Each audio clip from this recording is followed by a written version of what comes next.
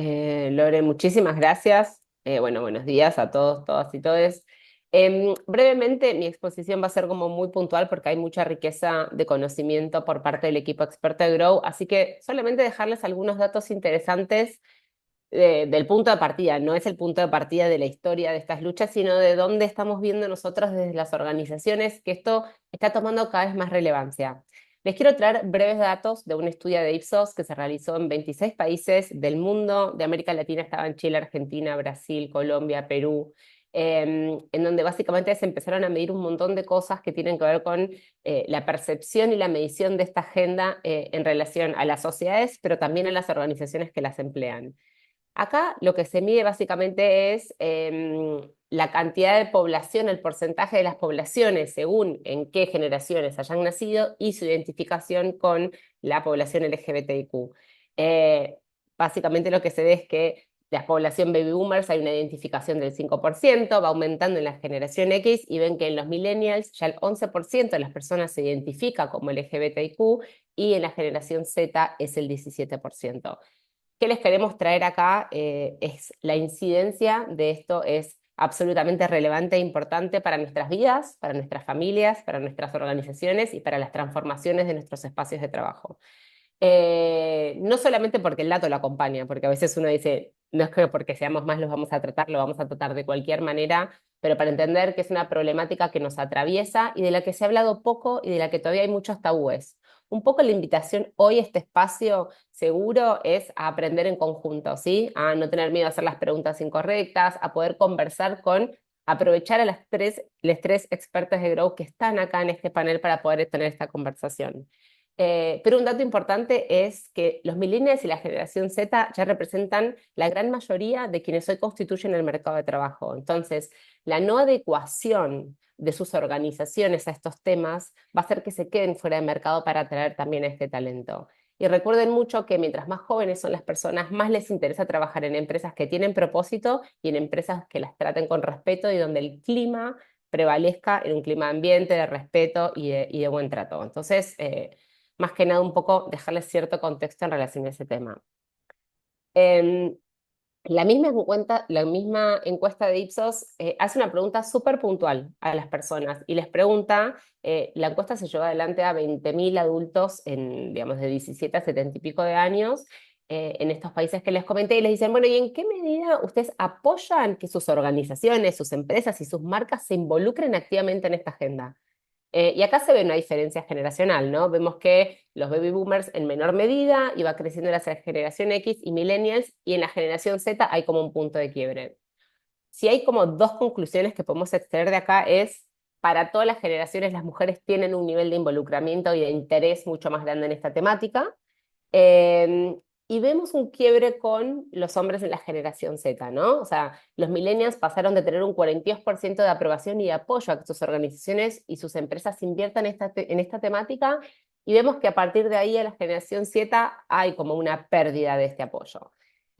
Jamás lo leería como algo que signifique que uno no tiene que invertir, pero sí es un punto de interrogación de qué está pasando con estos hombres que están menos cómodos con esta agenda, si tiene que ver o no con los mandatos más tradicionales de masculinidad.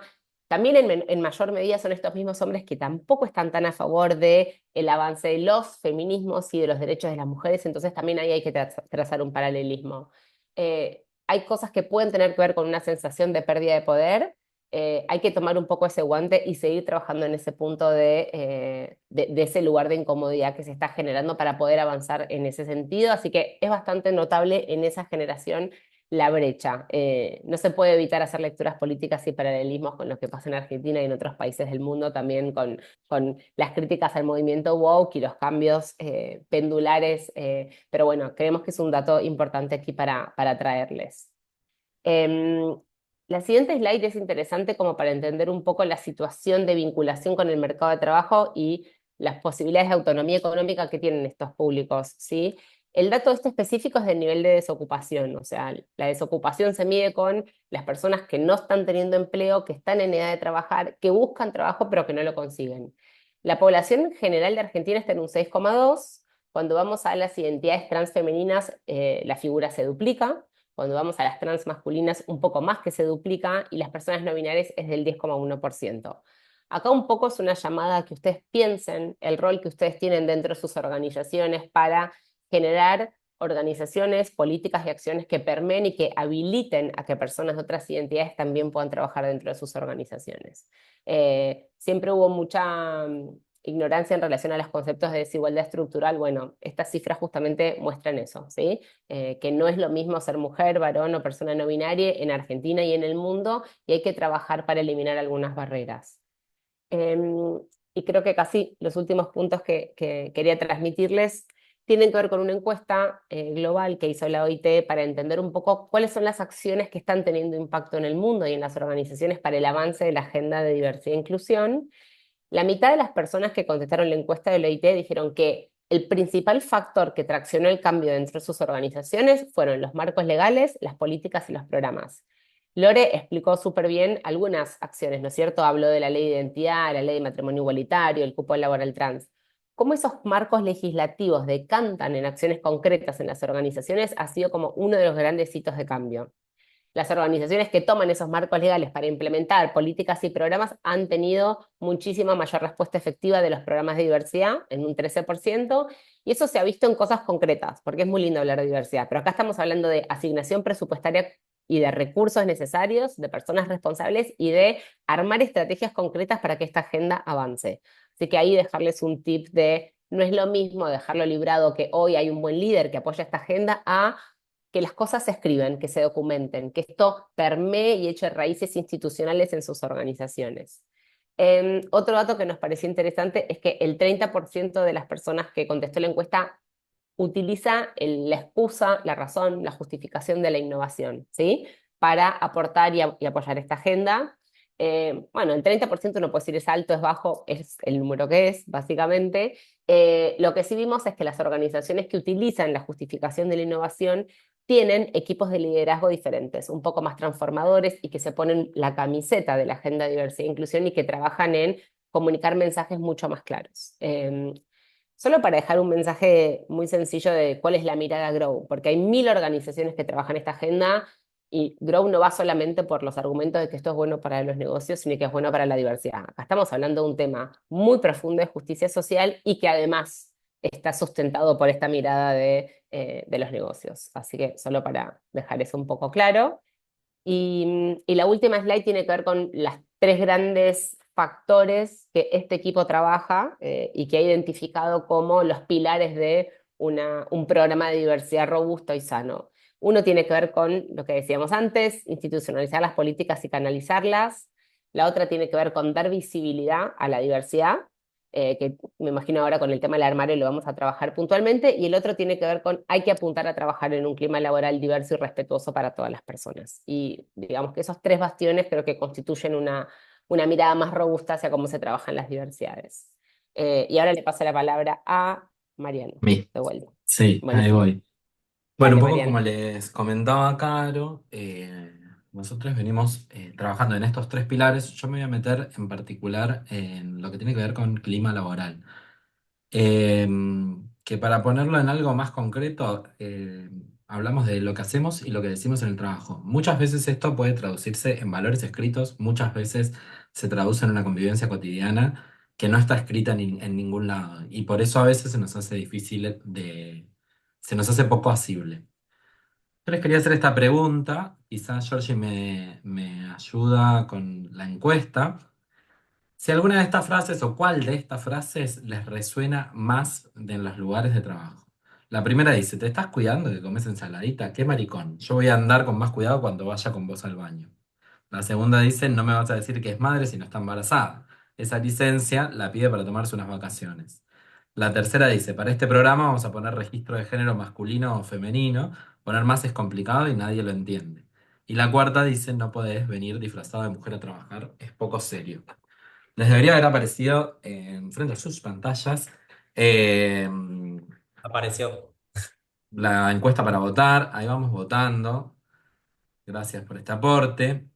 Un poco estas frases, primero decirles que son parte del dispositivo lúdico con el cual trabajamos en las organizaciones, como una manera de traer ejemplos muy concretos, reales, que hemos escuchado, de los que tenemos registro que suceden más o menos cotidianamente y que no han quedado en el pasado, sino que suceden actualmente. Muchas veces cuando trabajamos esta diversidad, pareciera que estas frases son de antaño, algo que decían mis abuelos, ¿no?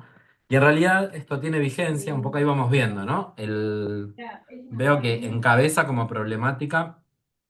eh, para este programa vamos a poner un registro de género masculino o femenino. Poner más es complicado. Bueno, esa frase un poco remite eh, a deslegitimar una identidad no binaria, ¿no? Se reduce un conflicto de identidades a una cuestión administrativa, burocrática o técnica, sin tener en cuenta que en realidad bajo esa frase se esconde la falta de trato digno de las personas, seamos las personas empleadas o trabajadoras de la organización o bien clientes o usuarios de nuestras plataformas, ¿no? En segunda instancia veo que él te estás cuidando con esa ensaladita, qué maricón, sigue picando en punta. Un poco en esta frase vemos cómo sigue permeando la vigilancia masculina sobre la sexualidad de otros varones o maricas, ¿no? Que nos puedan rodear.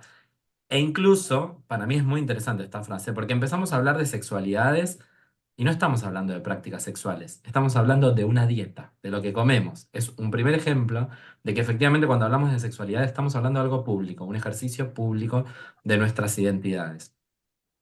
Y después, un poquito más atrás, viene, no me vas a decir que es madre si no está embarazada. Entiendo que esto es algo más puntual, pero sin embargo, lo que nos hemos cruzado en muchas ocasiones, como ejemplos concretos, es el desafío de adecuar las licencias por maternidad o paternidad para otros tipos de familia, y en particular para madres lesbianas no gestantes. Encontramos un gran conflicto y una gran contradicción que pone en el centro del debate el rol de la gestación y de los cuidadores primarios o secundarios para pensar las licencias.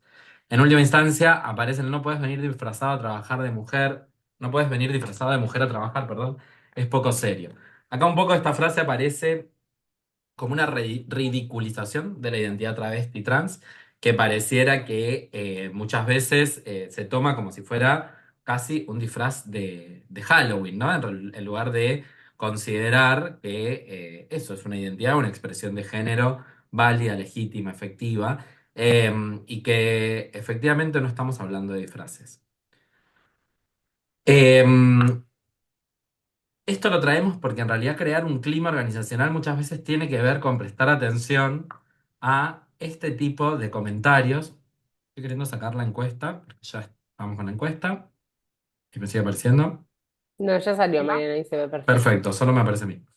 Gracias. Y entonces, lo que nosotros traemos como pregunta o como reflexión fundamental para cuando empezamos a pensar este programa y las acciones para llevar adelante en las organizaciones es que es un armario.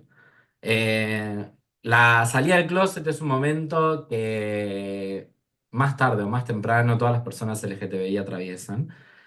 Y uno piensa que es una vez para toda la vida, pero en realidad hay múltiples salidas del closet.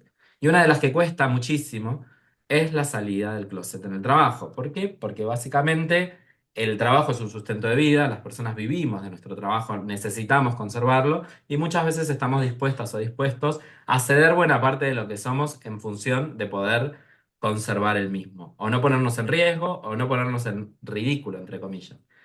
Ese armario del que hablamos no es un armario propio, no es un lugar seguro en el que elegimos las personas LGBT vivir, sino que es un armario que se crea de manera social, se crea en los entornos laborales, mediante estas pequeñas frases u otras eufemismos, como puede ser la buena apariencia, ¿no? Esta idea de ir disfrazado a trabajar, o bueno, cómo se espera que se exprese un varón o una mujer incluso, también pone en debate quién construye este armario.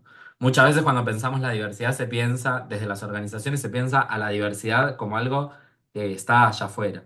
Y en general nosotras traemos la reflexión de qué hacemos nosotros adentro de las organizaciones para que esa diversidad se nos presente como algo externo, como algo que es un otro, como algo que no está. Y esto es muy importante, porque si nosotros no discutimos si un espacio laboral es efectivamente inclusivo para las personas travestis, trans, no binarias o LGTBI en general, en lo concreto, con las personas adentro, y simplemente lo discutimos como una idea en abstracto, ¿no? Venimos escuchando esta idea de, no, mi espacio laboral es muy inclusivo, no habría ningún problema, pero después no tienen ninguna persona LGTBI visible o una persona trans visible dentro de la organización, con lo cual no está comprobado que ese espacio sea efectivamente inclusivo, ¿no? Este desdoblamiento y el vivir dos vidas, el dentro del trabajo, tener una personalidad, si se quiere, o mostrar una parte de nuestras personalidades y en realidad vivir plenamente fuera del trabajo, es lo que se llama enmascaramiento. Es una palabra que se toma muchas veces también de las personas con trastornos del espectro autista, ¿no? Que buscan evitar que la gente se dé cuenta las dificultades que pueden tener en la vida cotidiana. Y en particular, según este estudio realizado por Deloitte, se reporta que el impacto de enmascararse en el trabajo es mucho mayor de lo que uno puede imaginar. Porque efectivamente si bien nos enmascaramos únicamente dentro del trabajo, ese impacto es en todas nuestras vidas. Impacta en el bienestar de la persona en general. Casi en un 60% de las personas reportan ese impacto, reportan sentirse emocionalmente débiles. Y este punto, el último punto de estos números, que me parece muy interesante traer, que es impacta en la autopercepción, impacta en cómo nos sentimos, ¿no? Lo cual es muy notorio y nos tiene que llamar mucho la atención porque hay una historia de identidades y deseos que han llevado muchos años en autopercibirse legítimos, sanos, válidos, viables. Entonces, ese impacto en la autopercepción realmente es preocupante. En contraposición, cuando una organización trabaja la agenda de diversidad e inclusión, encuentra, digamos, y trayendo un poco lo que traía Caro, ¿no? Que no estamos hablando únicamente de una cuestión del impacto social que tiene, sino que hablamos concretamente de generar un clima de bienestar en el trabajo, bienvenir a la diversidad, generar otros códigos que sean efectivamente incluyentes, esto redunda en una mejora en la cultura y en la innovación de la organización. Por un lado, por la satisfacción y el compromiso de los empleados cotidianamente, una persona que se siente incluida en lo más amplio de ese término, se siente que pertenece a una organización, efectivamente da lo mejor de sí. Y a la vez, una persona que en esas condiciones también tiene mayor capacidad de eh, innovar y tener éxito en esas innovaciones, de proponer ideas, se siente validada, acerca a la organización propuestas. En este sentido, nosotros desde Grow pensamos, esta pata tiene que ver con transformar la cultura y el clima laboral como una tarea activa, planificada y sostenida. Como veíamos antes, esto no se puede librar a la idea de un recambio generacional va a transformar las organizaciones. Efectivamente, nosotros necesitamos compromiso integral y transversal eh, para lo cual nosotros ofrecemos herramientas en un aspecto, después vamos a profundizar en el resto, que tienen que ver con metodologías lúdicas, es decir, juegos. Quien puso este armario en mi oficina es un juego efectivo que se parece al club, para quien lo conozca, o al misterio. Tiene que ver con dilucidar cómo se construye un armario en una oficina. Hablamos de reflexiones situadas, esto quiere decir apuntado a el estadio en que cada organización se considera que está, qué debates puede darse, qué madurez considera que tiene la temática, qué herramientas necesita para transitar este camino. Hablamos también de traer al consciente lo inconsciente, ¿no? Acá hablamos mucho de sesgos. Las discriminaciones o las microagresiones muchas veces aparecen de manera inconsciente.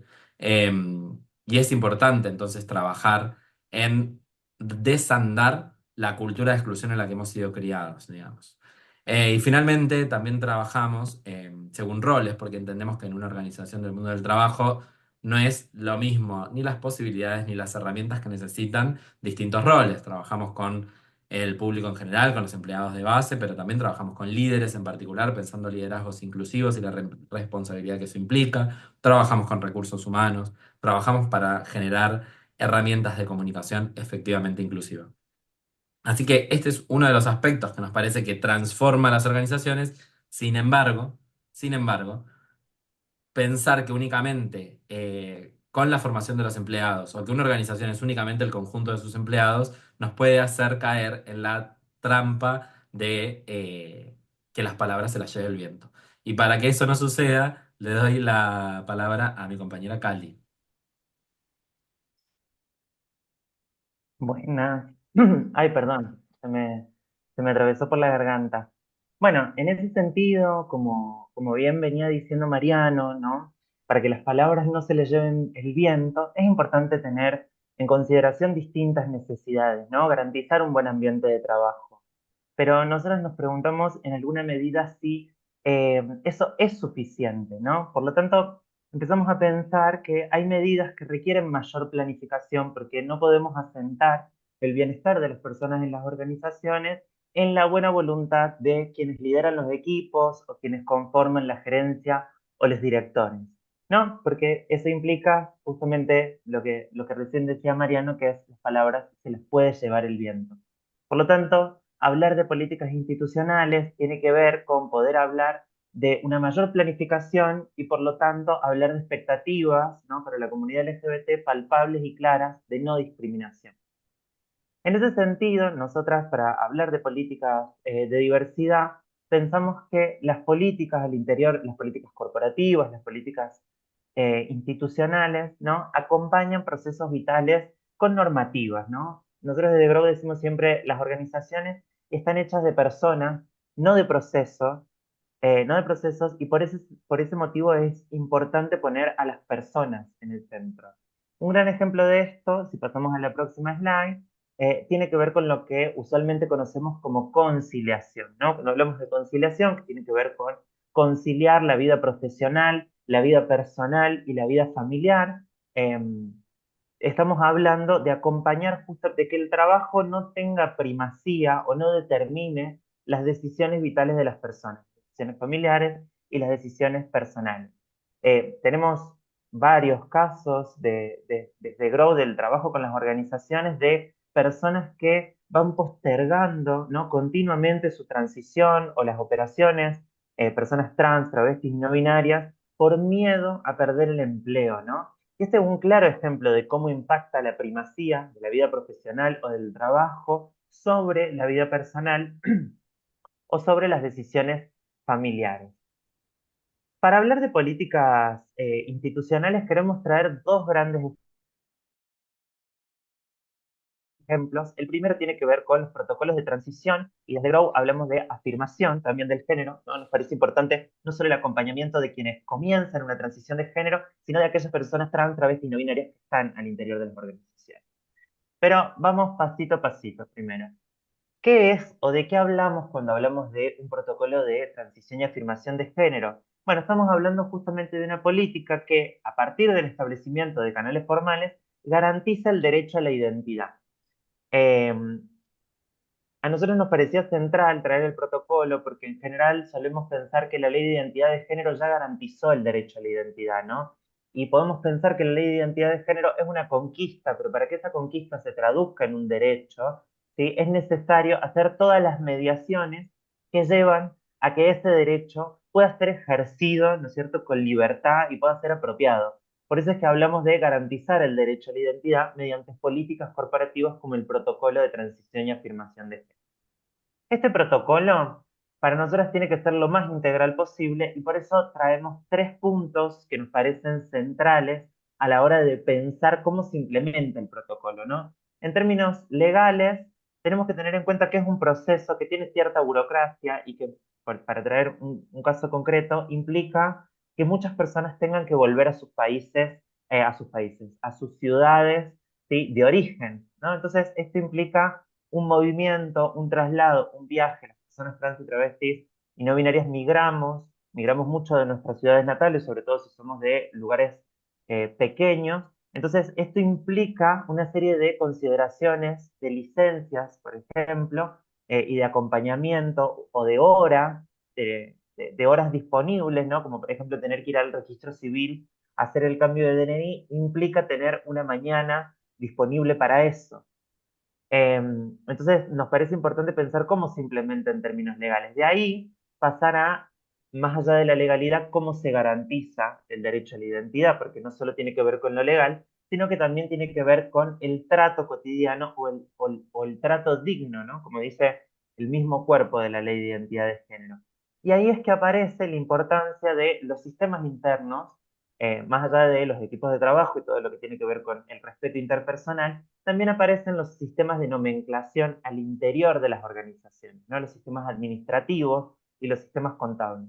Tenemos el caso de una compañera trans en una universidad privada de Argentina, muy conocida, no vamos a dar nombres, no insistan, no vamos a dar nombres, eh, que ella durante 3 años estuvo de alguna manera peleando, ¿no? Nosotros le decimos peleando porque tiene que ver con hacer que se cumpla el derecho a la identidad, con diversos sistemas, ¿no? El primero tenía que ver con la inscripción a las mesas de examen, donde siempre aparecía su nombre muerto y sus alumnos y alumnas podían ver su nombre muerto, lo cual implicaba que ella quedara al descubierto su identidad, ¿no? Un dato que es extremadamente personal y que debería ser extremadamente confidencial.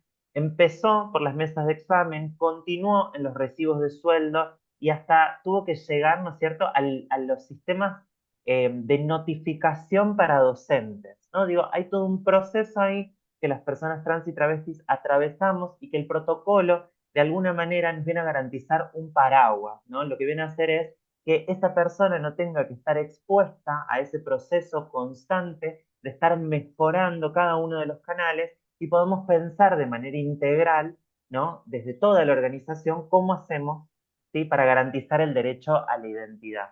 Eso para traer un ejemplo en cuanto a lo social, ¿no? A lo que implica también, en términos sociales, una transición, ¿no? La exposición frente a los alumnos, todos los sistemas que tienen que ser cambiados porque entran en relación o nos muestran nuestra identidad en relación a otras personas. Y por último, también pensar la transición médica que tiene fundamentalmente que ver con los tratamientos y que no resulte patologizante, ¿no? Que la licencia no tenga que ver con una enfermedad que tiene una cura, porque las personas trans, travestis y no binarias no somos enfermas, no estamos enfermas, y por lo tanto también hay una integralidad que no tiene que ver con un proceso de cura y enfermedad, sino que tiene que ver con un tratamiento que puede ser incluso de por vida, ¿no? Entonces, ahí complejizar un poco la mirada y que resulte no patologizante. En caso de buenas prácticas, por ejemplo, están las licencias del Hospital Garrahan, ¿no? Que otorga, que tiene 30 días de licencias por tratamientos médicos, más allá de cirugías y demás. Y esto implica una revisión también de las licencias al interior de las organizaciones, ¿no? Esto implica compaginar las licencias por transición y afirmación de género con el resto de las políticas de la organización. Traemos el protocolo no solo porque es una medida, podemos volver al anterior un segundito, así mantenemos la atención.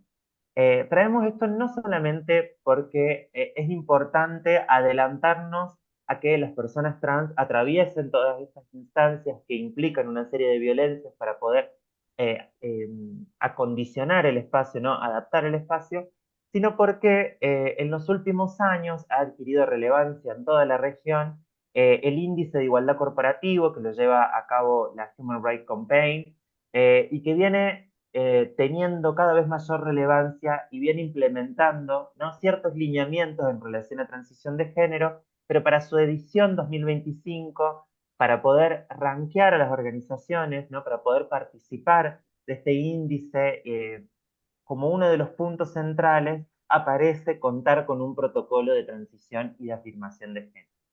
Otro gran ejemplo que traemos y que nos parece muy importante tiene que ver con las políticas de licencia al interior de las organizaciones, ¿no? En primer lugar, reconocer que implican un gran desafío que tiene que ver con reconocer las necesidades de otros procesos asociados que no son exclusivos de personas LGBT, como los procesos de fecundación o como los procesos de adopción.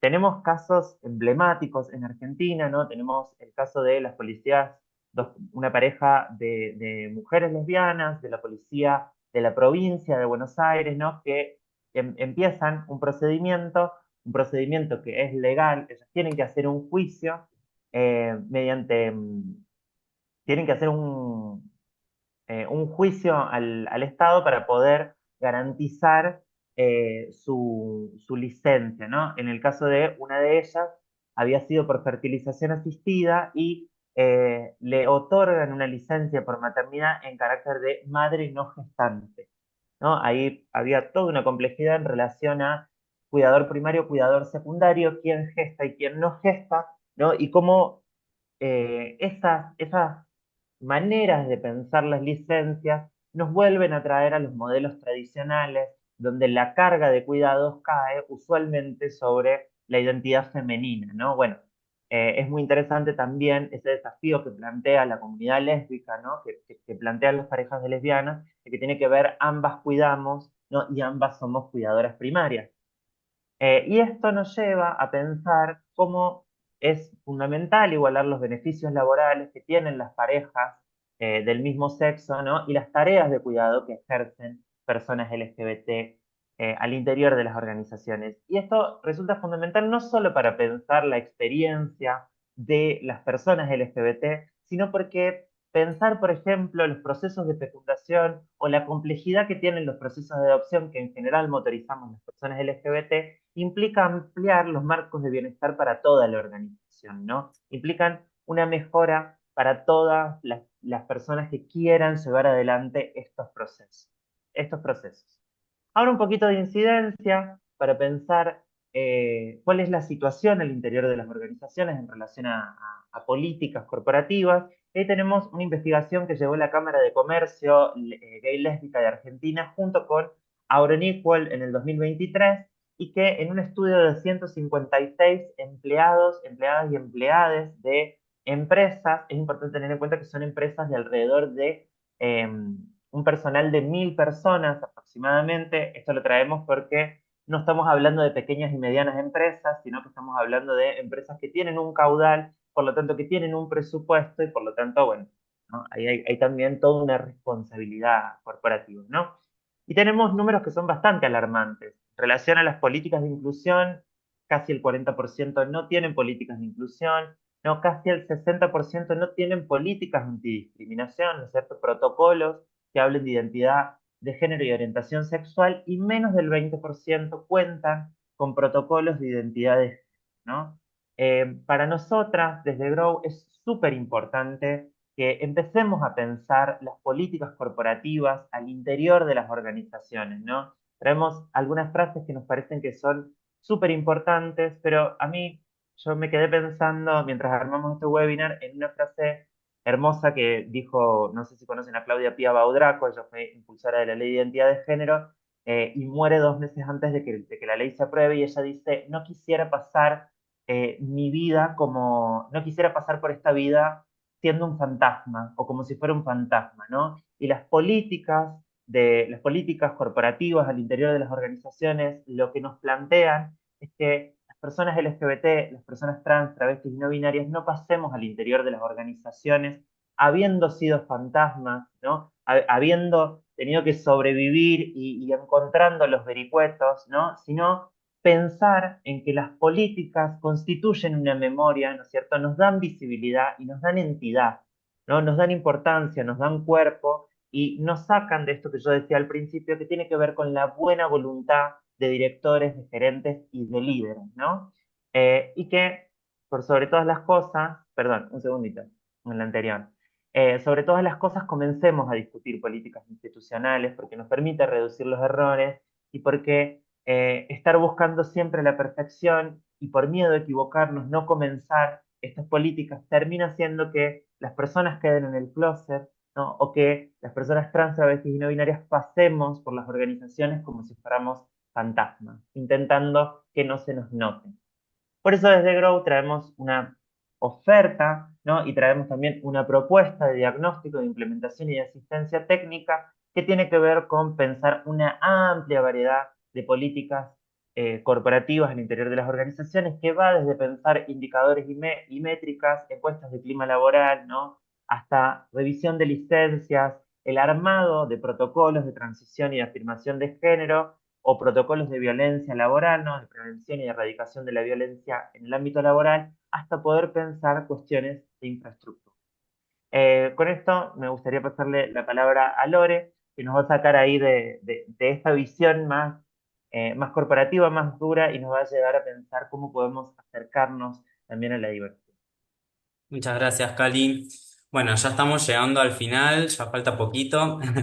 Y pensando en esta cuestión de celebrar, ¿no? Como decía al principio, estamos celebrando el orgullo en Argentina. Mañana tenemos la marcha, vamos a estar ahí a full presentes.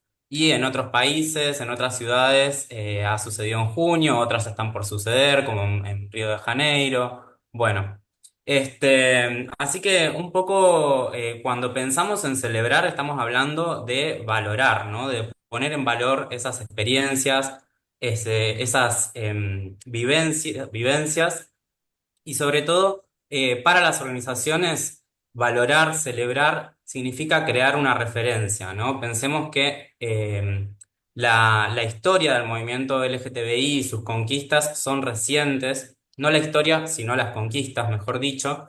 Estamos hablando de las últimas 3 décadas donde han sucedido estas primeras experiencias en distintos ámbitos de la vida, ¿no? Y por tanto, son las primeras referencias, ¿sí? que tenemos para pensarnos como una posibilidad de acción, ¿sí? en nuestras vidas, tanto en el deporte como, bueno, ahí tenemos a Nicolás Fernández, el primer futbolista públicamente gay, que es recién de 2022, ¿sí? en Argentina, pero pensemos que en el mundo estamos hablando de 10 futbolistas en primera división, ¿sí? que han manifestado su homosexualidad públicamente, ¿sí? Es un número abrumadoramente diminuto. Tenemos, bueno, otros ejemplos, ¿no? de acceso a la ciudadanía, como Mariela Muñoz con el primer DNI, logrando esta primera carta de ciudadanía, ¿no? Tenemos a Norma y Cachita con el primer matrimonio igualitario lésbico en Latinoamérica y en Argentina, ¿no? Luego tenemos también el acceso a poder pensarnos, ¿no? Como también como en este rol de progenitores, ¿no? Ahí tenemos a Ian Alejandro Rubey como el primer padre gestante de Argentina, al menos con reconocimiento mediático en 2022 también. Y luego esto de pensarnos en el ámbito, ¿no? de nuestras carreras profesionales, pensemos que el primer título no binario es de Mel Randev en 2022 en Argentina y la primera rectora universitaria trans del mundo es Brigitte Baptiste, colombiana, en 2019, ¿sí? Digo, para pensar en el rol de las organizaciones, en poder acompañar esas experiencias, al tener el honor también, ¿no? de acompañar esas experiencias sin que no sea una cuestión de la individualidad, ¿no? y del coraje, ¿sí? de esas personas de tener que atravesar todos estos obstáculos que existen y que estuvimos viendo en este webinar, sino que las organizaciones se pongan a la cabeza, sean líderes en esa transformación cultural y creen oportunidades, creen espacio, tomando obviamente estas referencias que empiezan a existir, celebrándolas y mostrándolas, ¿no? Dar la bienvenida a la diversidad en nuestras organizaciones implica eso, implica acompañar, implica no soltar la mano y obviamente promover que nuestras organizaciones sigan siendo diversas, ¿sí? En función de esto que veníamos hablando antes también, ¿no? No solamente en función de la justicia social, sino también que realmente hay un impacto, ¿no? de la diversidad en digamos, el desarrollo o sí, básicamente el impacto de las organizaciones en sus propias economías o en sus propias, no me sale la palabra, pero bueno, se entiende, creo la idea, ¿no? Esta cuestión de las organizaciones que celebran la diversidad y la inclusión tienen un 70% más de probabilidades de capturar un nuevo mercado y tienen una mejora en su reputación de marca del 58%. Ya vimos todo el apoyo, ¿no? que también hay en la sociedad, la voluntad de trabajar en organizaciones con estas características y estos valores, ¿sí? Así que también, volviendo para atrás, no hace falta que volvamos con la imagen, pero sí me quedó esta cuestión de tenemos una mayoría de líderes hombres en las organizaciones a nivel mundial, ¿no? Abrumadoramente, ¿no? De representación en los espacios también, no solo de las organizaciones, sino de la política. Entonces también abrir este espacio a la diversidad en pensar el desarrollo de las carreras, de potencialidades, liderazgos, tiene que ver con quebrar ese estereotipo, ¿no? Del hombre proveedor, del hombre líder, del hombre estratega, solamente, digamos, restringida a esas áreas, a esa identidad, ¿no? Entonces, creo que tiene que ver con poder, como decía antes, crear espacio. Así que ahora sí les contamos por último este, esta parte del programa de diversidades, que es el Diversity Day, como nuestra propuesta desde Grow hacia ustedes cuando quieran celebrar en el trabajo, celebrar a sus diversidades al interior de las organizaciones, promoverlas, celebrar las efemérides como la Marcha del Orgullo y otras tantas. Tenemos esta propuesta que es el Diversity Day, donde es una opción una propuesta a la carta, donde tenemos un museo de arte LGTBI con artistas contemporáneos que trabajan, bueno, distintas temáticas, ¿no? Y ahí armamos una propuesta de museo, de exposición de arte en la organización y organizamos también recorridos performáticos, activaciones por parte de Grow con visualización de datos, información específica y situada de las organizaciones. Luego también tenemos un momento ballroom, ¿no? Para quien no sepa lo que es ballroom, la cultura ballroom es esta cultura que nace en Nueva York en los 80 desde las barriadas pobres, obviamente con una gran presencia de la cultura afrolatina y particularmente de esas personas trans de los barrios de Nueva York, ¿sí? Que hoy día la cultura ballroom está en su auge, ¿sí? Tuvimos una maravillosa presentación en los Juegos Olímpicos de Francia, así que también tenemos ese momento que es para celebrarse, ¿sí? Para celebrar las identidades, también para mostrar ese espacio de lucha y de celebración y esos nuevos lenguajes que son propios de la comunidad LGTBI. Luego tenemos talleres lúdicos como el que mencionaba Nano y que les mostramos ahí una pequeña partecita con esa encuesta, ¿sí? Por ejemplo, quién puso este armario en la oficina, puertas de entrada a la diversidad y otros tantos juegos que producimos desde Grow. Cines debates, ¿sí? Para poder pensar las vivencias LGTBI y problematizar ciertas cuestiones, ¿sí? A partir de películas o series como Pose, como Chris Miró o Yo, Nena, Yo, Princesa, entre otros. Porque ninguno de los dos quiso que Y pase luego nada, tenemos o también... porque quizás vos no te animaste y él un toque se tiró Acerca el para atrás. micrófono. Morat, Ay, hola, Eh, perdón, alguien tiene el micrófono abierto. ¿Saben quién es? ahí se apagó. Ay, listo, gracias. Y luego también ofrecemos workshops donde trabajamos eso, como algún concepto particularmente, sí, a fondo, como por ejemplo interseccionalidad o generaciones en el mundo del trabajo, y otros muchos también. Y todo está, digamos, como em, sobrevolado por estos Insights Grow, ¿sí? Insight Grow, que es básicamente pensar cómo visualizamos esos datos, cómo los traemos a lo local, ¿sí? Del país o de la organización o del rubro, ¿sí? Así que, bueno, esa es nuestra propuesta de Diversity Day, abierta a que nos convoquen a pensarlo y como decía Cali, ¿sí? Pensar a Grow como una organización compañera en este gran desafío de la diversidad y la inclusión.